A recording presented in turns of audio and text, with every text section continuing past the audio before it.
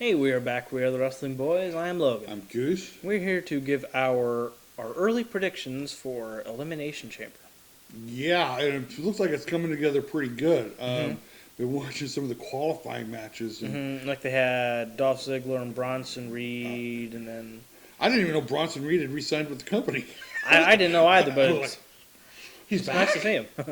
I mean, the dude's back. He's massive. He looks like he's gonna be really good. So, and then I got to see Baron Corbin versus Johnny Gargano, and that was the craziest match I've ever seen. Dexter Lumis put an axe through JBL's hat.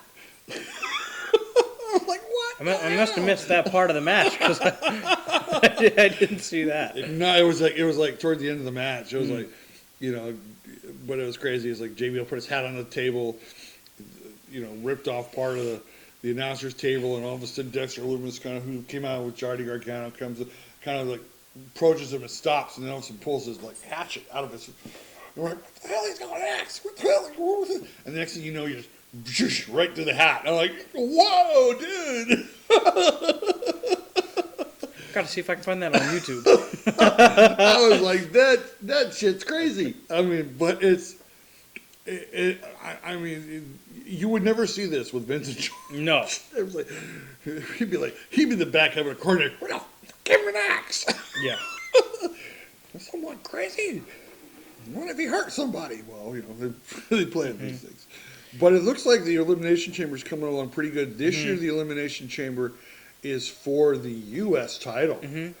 And it's in the past, it's mostly been for the WWE Championship, although they did have one disastrous Intercontinental Elimination Chamber match that was an absolute dumpster fire. Yep. And now they're going to have a U.S. one, but this one looks like it's shaping out to not be a dumpster fire. Yeah. But rather, it looks like it's going to be really good. Yeah. Who are the people in this match? Pull it up real quick. So I got the card from CBS Sports for the Elimination Chamber match. Got to scroll through all the other matches first. U.S. Championship Elimination Chamber match. Austin Theory defending against Seth Rollins, Johnny Gargano, Bronson Reed, Damian Priest, and Montez Ford. Ooh. That is a stack. Looks really good. Card.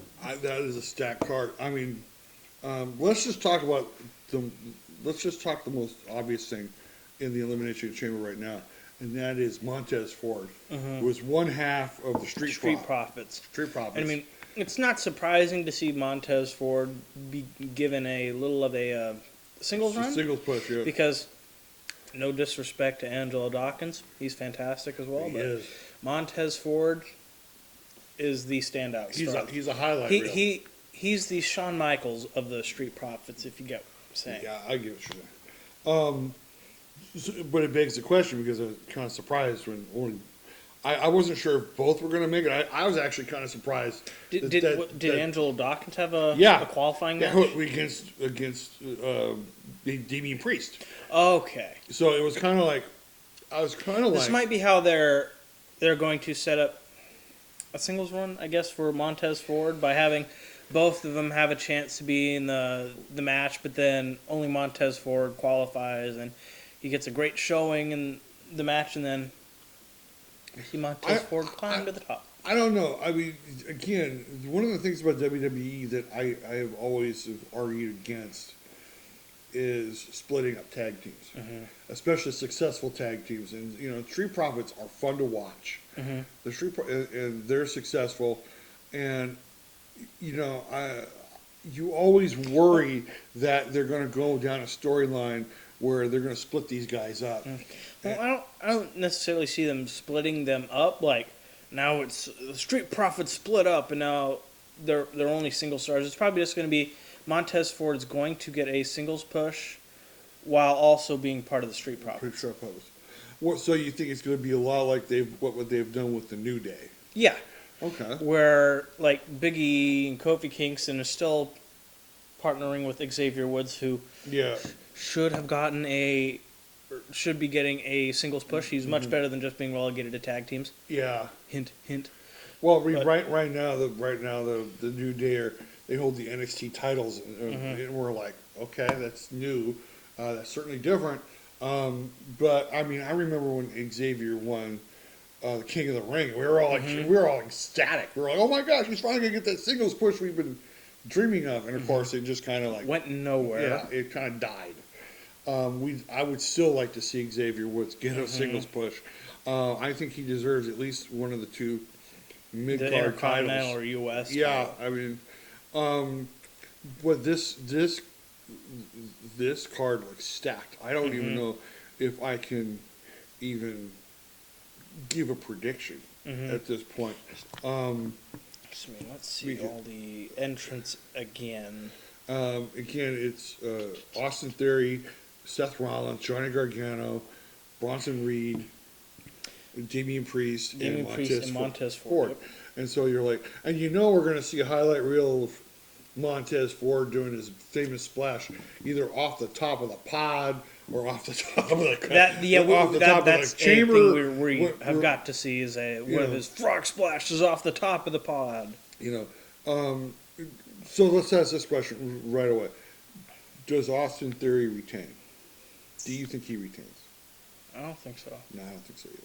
There's too many other big contenders to see Austin Theory retaining. Yeah, and Because all the other guys I could see winning the match. yeah, It's not this. It's odd because mostly in elimination chambers, there's at least one contender where you're like, this guy's got no chance of winning, but all these guys are viable winners. I mean, my initial gut says Johnny Gargano. And the reason, and again, for me, it's a logical reason. Seth's already held the title. Bronson, And I think he's bigger than, no disrespect to the U.S. title, but I think Seth Rollins is more than Mick Carter. I mean, the U.S. title has really risen up the ranks within the last few years. John Cena held it. Seth Rollins held it. Bobby Lashley held it.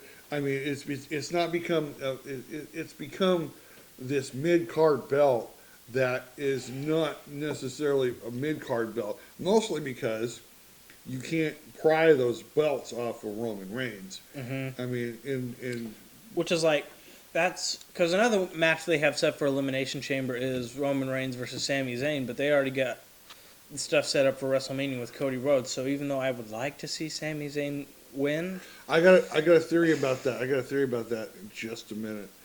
We'll get to that after we discuss the other matches. Because we're going to save that one for last. But right now, I mean, Seth has already held the belt.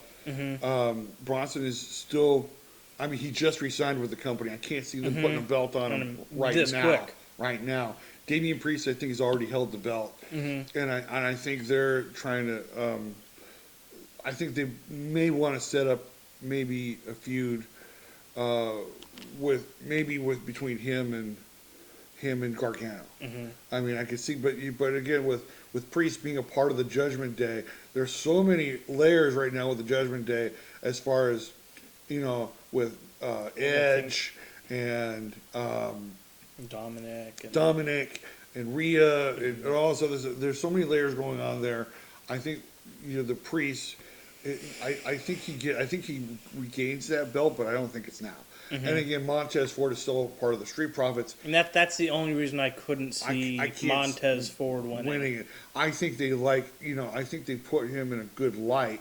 I think they maybe set him up for. They're going to set him up for a singles run with his showing in this match, but I don't see him winning. So at the moment, I would agree. I think Johnny Gargano is going to be the winner of the U.S. Championship. And not only that, I mean, but Johnny Gargano and Austin Theory have history, and it would be really interesting if Gargano was the one that won the belt. So you're going to have them Theory. Be the final two in the match, possibly final two, final three.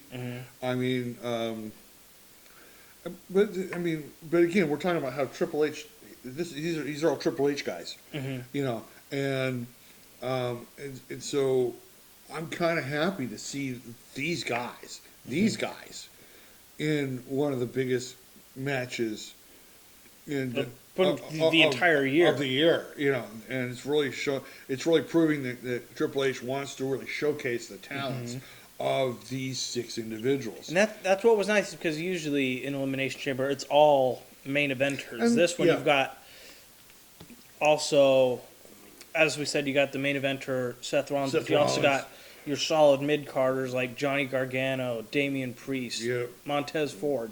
So it's nice giving these guys who normally wouldn't have a chance in this match, and giving in the match. And not only that, but giving Bronson Reed a showcase to show off his talents. I mean, just seeing that qualifying match, he looked like a beast. He looked like he would all of a sudden like he'd gone back to the Performance Center, retooled himself, and came back and was like, "I'm ready to go." I mean, it was absolutely fantastic to see him. So this will be an interesting. It'll be an interesting match. And again, I think. Let's just. I'm going to say this right now. I'm happy that Seth Rollins is in the match. Seth Rollins could wrestle a broomstick and make it a 5-star match. Yeah.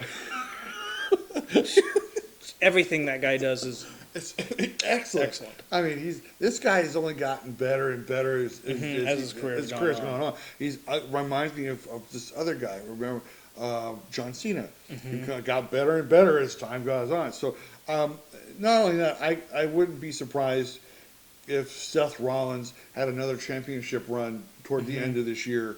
But he just looks absolutely fantastic. And so, yeah, my initial pick right now is Johnny Gargano. Again, we'll see how it works out. Yeah. On to the next match they have on there. And pull it up real quick. They have the women's Elimination Chamber match. You have Raquel Rodriguez. Not Gonzalez anymore. Versus Nikki Cross, Liv Morgan, Asuka, Natalya, and Carmella. Okay. This is not for a championship like the other one. I don't know if this is to, like, can I say I'm a little get the contender for one of the women's championships at WrestleMania? I'm a little confused because they had a fatal 4-way, and I missed that match. So I'm gonna act stupid here. Here it is. Here's the explanation. Since Rhea Ripley already revealed she would challenge for the SmackDown Women's Championship, right. Adam Pearce subsequently announced that Belair would defend the Raw Women's Championship at WrestleMania 39 against the winner of the Women's Elimination Chamber match. Okay. The 4 runner-ups from the Rumble match, Rodriguez, Morgan, Asuka, and Cross, were chosen as the first 4 participants in the Elimination Chamber. Yeah, I saw that. Natalya and Carmella won their way in the match via qualifying matches. They did? Yeah. That's what it said on CBS Sports. Well, you don't like Natalya and Carmella? No, I don't. Why not? I don't. Especially when you have someone like Piper Niven. Yeah. Who was, who looked like she was going to be the one. Was in the match. Who looks like she was going to, because I know Carmella was in I thought it was a fatal 4-way for the, I thought it was a fatal 4-way that got them qualified. So I'm kind of like, I understand Carmella. Carmella has a long, history, career. She's held the SmackDown title at least twice.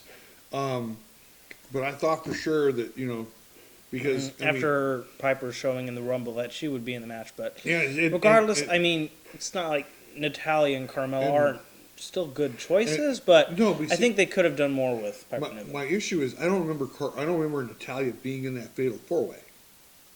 I don't remember her being, let's see, because I know it was Michin. As I've said, I don't watch the weekly programming as much as I should. But I know it was Michin, Carmella, Piper Niven, and Natalya, and someone else that I can't remember off the top of my head. Because I missed that match. I haven't had a chance to see it. Natalya. So I'm kind of confused how Natalya got in. Elimination Chamber qualifying 4-way. Natalya defeats Shayna Baszler, Shotzi, and Zelina Vega.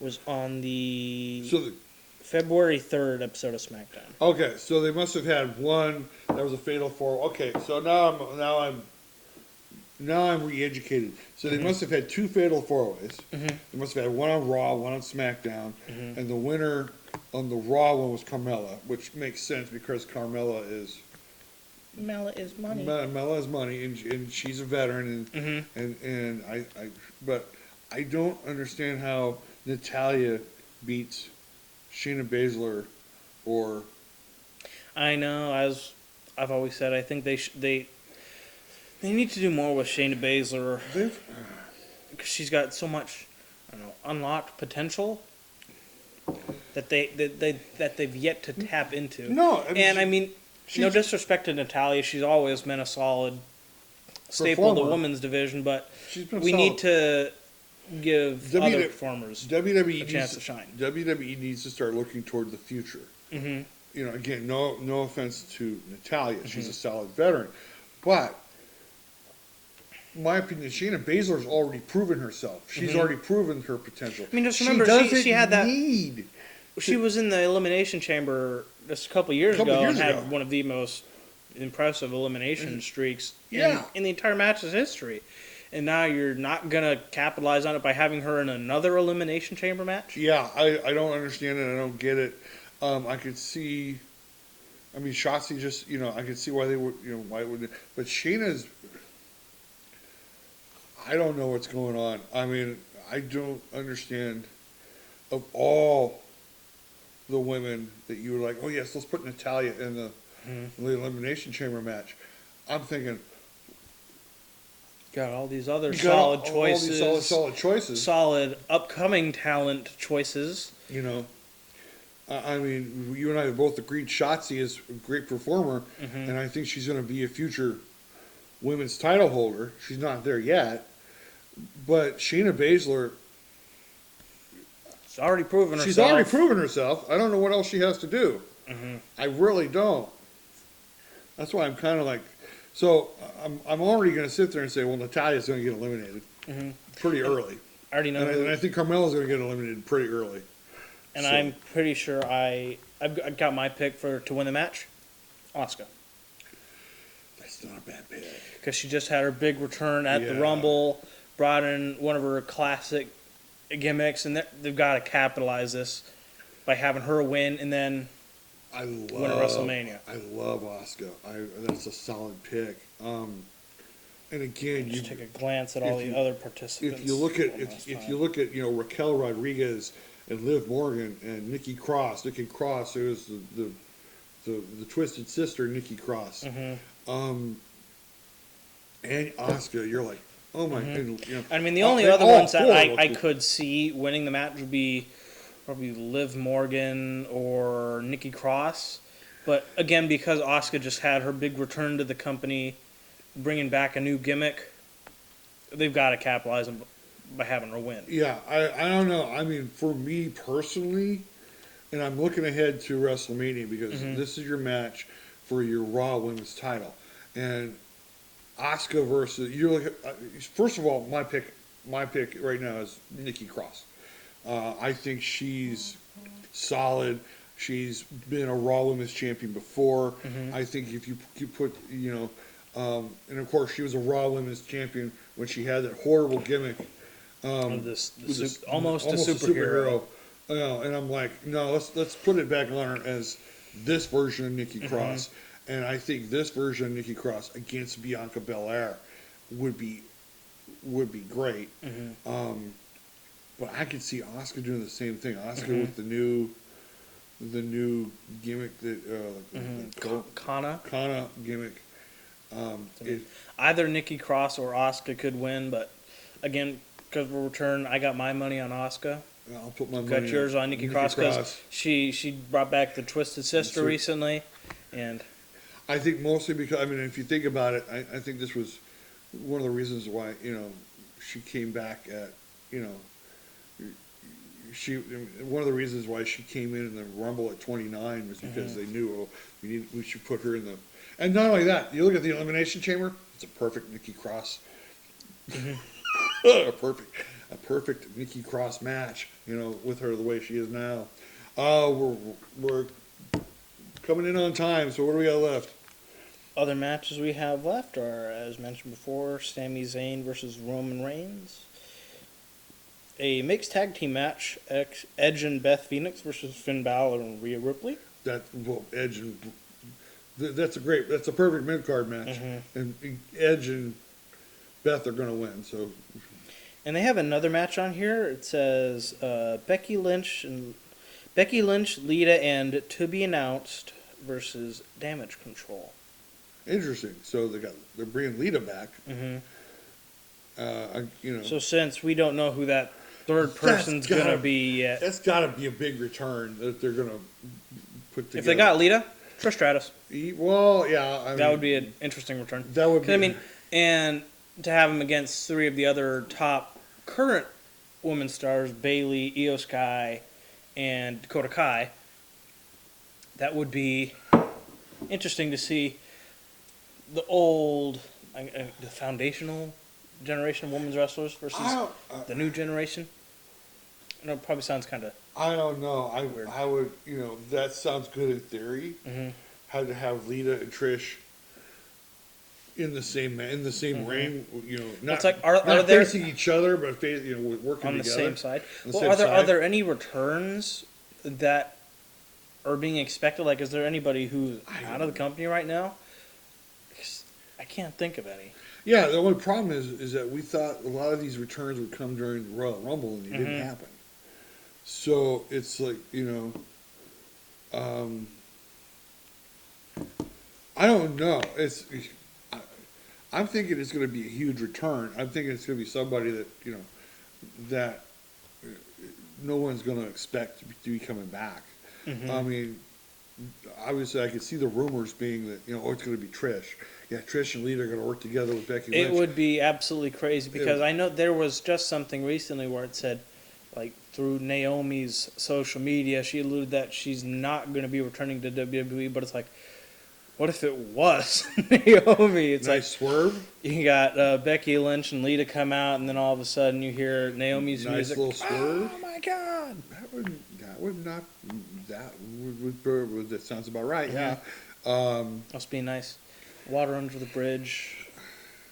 Building back ties. I don't know. I mean, we didn't think that Nia Jax would come back, and of course, lo and behold, apparently she was. I heard her return was supposedly just a one-off, so I don't know if she's going to be back wrestling like full-time like she was before she left, but I guess we'll just have to wait and see.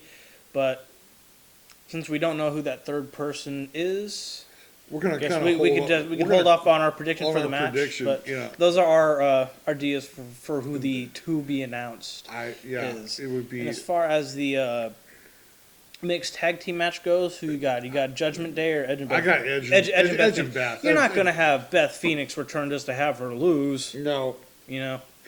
No, I mean, particularly how it all ended at Extreme Rules.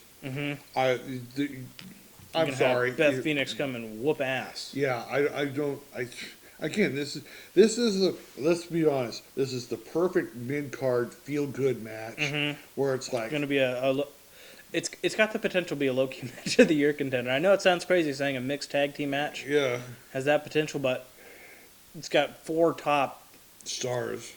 So anyway, I mean the only thing we know for sure is that Dominic's going to involve himself some way. So, and then he's going to get his ass kicked by Beth Phoenix. I'm calling it right now. Yeah, I mean, he already has. So, but then again, Dom interferes, and all of a sudden you hear Rey Mysterio's music comes out, and then here Rey, and again Rey said, "I'm not." And that would be nice because I know he's going to beat his son.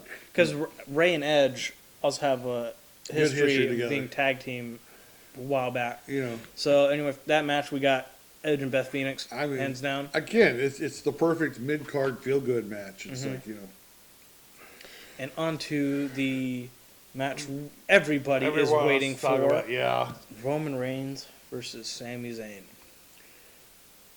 I love this match. The only reason I couldn't see Sami Zayn winning is because they got the stuff setting up for Cody Rhodes. Yeah. But then again, what they could do here is possibly have Sami Zayn win one and then have Roman Reigns defend the other at WrestleMania. But what do you think? I think this is, and I hate to say this, I really do.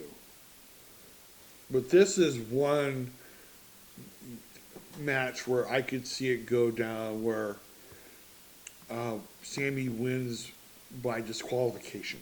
Mm-hmm. He wins, but he doesn't get the title. He doesn't get the title.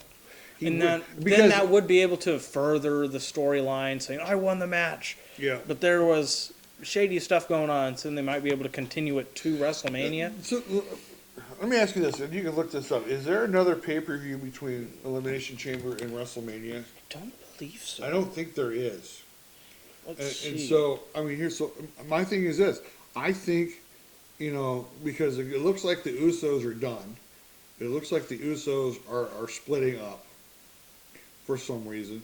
And it's just a rumor coming out, from the wrestling sphere that I basically just I saw. I don't know if that's actually going to happen, but I could see. No, there's not a pay-per-view in between Elimination Chamber and WrestleMania. Okay, so what they're probably doing is they're going to set something up. This is probably going to be the setup they're going to use for WrestleMania. Mm-hmm. I see that they're having it in Montreal. Sammy's really huge in Montreal. He's from there. I don't see him losing. Mm-hmm. It'll be another good way to add heat to Roman Reigns. But at the same time, they've already invested months in the idea that it's going to be Cody versus Reigns, and that Cody is the one that dethrones him. This has been the rumor, the storyline, what the fan theory that's been going on. Even before Cody Rhodes returned, everybody knew this was what they were building to. This is what they wanted. It just so happened that the injury kind of delayed some of the stuff that they wanted. However, getting back on track, this would seem like it's where, and again, remember, it's not the ending we want. It's the ending we're going to get because it satisfies all parts. Sammy's going to. It's not the ending we want, but the ending we need for story purposes. For story purposes, Sammy's going to win the match. Through, shady means. Shady means. Whatever that may be. He gets disqualified. Roman gets disqualified, or Jay comes in and rescues Sammy and super kicks Roman and really puts a wedge in the bloodline, which is even more of a great storyline. And so, or maybe Jay comes in and looks like he's going to protect Sammy, and then turns around and super kicks Sammy, and Sammy wins the match, by disqualification.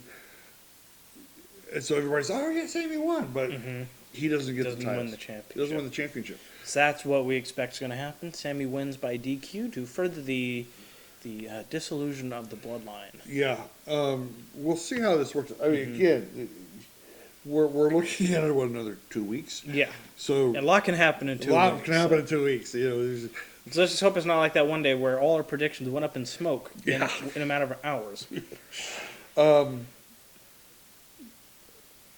So this is basically what I'm going to say that Sammy wins, but he doesn't get the title. For whatever reason. Because but WWE painted themselves into a very, very, very tight corner with this. It's and again, I think part of it had to do with Cody's injury. They had, but trying to figure out how to right around that injury while he's rehabbing, and so that's how they came up with the bloodline Sami Zayn storyline. And now, even though Cody's back, we have to have a payoff to that storyline they built up while Cody was out. And this is let me just be honest right here. This is smart on WWE's part because they, for the longest time, they have written storylines for the short term, for 3 months at a time. And now it looks like they're starting to build long-term stuff, which is really nice. It's really nice. It was almost like us as audience members, we can pay attention to a storyline that lasts months, okay? We can keep track of that. We don't just need one storyline for one pay-per-view. Right. But I mean, this has been really good, and I even like, I mean, let's go as far back as like about a year or so ago when a certain bald-headed Swiss wrestler was part of the organization, and the fandom was like clamoring and wanted Cesaro to get his title shot, and WWE finally listened and gave him his WrestleMania moment. His WrestleMania, and gave him his. He has WrestleMania moment against Seth Rollins. We all went nuts. They gave him his moment against Roman Reigns for the title, and we thought for sure that we were going to see a change in the guard. It didn't happen. We thought for sure, okay, well, Cesaro will come, and then they didn't bring him back. And so, who knows what it is, what's going on there. But the idea that they're starting to do storylines that are long-term type storylines, and who knows, I think they'll even be able to build a storyline somewhere around coming through to WrestleMania, somewhere around Roman Reigns, Sami Zayn, and Cody Rhodes, and they'll see where it goes. Who knows? They could do a triple threat. With Jey Uso in the mix, I think somewhere in there. But it is just this looks. They really could good. even, if they don't want to do a match for separate titles, they could do like what they've done in the past and have a triple threat. Right. Like they had the one at WrestleMania 20, which with he who shall not be named winning. I mean, even if they don't choose to go the separate match route, one on night 1, night 2, they could do that, and either way, it'll be incredible. Yeah. But one of the things, and I know I'm not alone when I say this, because I think Sami Zayn deserves a world title. Yes, I'm pretty sure everybody agrees on that. That guy is. He's been one of the hardest working. Ever since he's been in the company, he's been one of the absolute best. And I could see him for Elimination Chamber possibly cutting his hair short again, cutting his beard short again, coming back out as the Sami Zayn we remember him from the NXT days, and just absolutely putting on a show. I'm looking forward to this. I want to see, for all intents and purposes, I just want to see where it ends, where it goes from here. But of all people in your company that deserves a title, it's Sami Zayn. It's Sami Zayn. And we're not the only ones that have been saying this. A lot of your fan base has been saying that. While at the same time, we really do want to see Cody Rhodes dethrone Roman Reigns. So this ought to be interesting. I'm sure that they're in the back hammering out all the details for this storyline, trying to make sure that, and I'm sure they're writing and they're rewriting and they're trying. I know this segment went long. Yeah, but for now, those are our predictions for Elimination Chamber 2023 and possible storylines for WrestleMania 39. Yeah, I think this is going to be a really interesting few months, especially now that we've realized that there isn't a pay-per-view between Elimination Chamber and WrestleMania. There's nothing scheduled. There's nothing on the books. Again, it just gives them time to build on these storylines. And which is something else we've clamored about. The WWE needs less pay-per-views, more time to build storylines. I noticed that Vengeance Day is now going to be an NXT pay-per-view, which is like, yes, that sounds absolutely perfect. And I would like to see more of that. But yeah, WWE they didn't need a pay-per-view a month. I mean, they didn't have one in December. It's like get rid of the fast lanes, the roadblock, all those D-tier pay-per-views, and leave us with the B and A tiers. Yeah, and I think that they're finally on their road back to where they used to be, and I'm excited. Pardon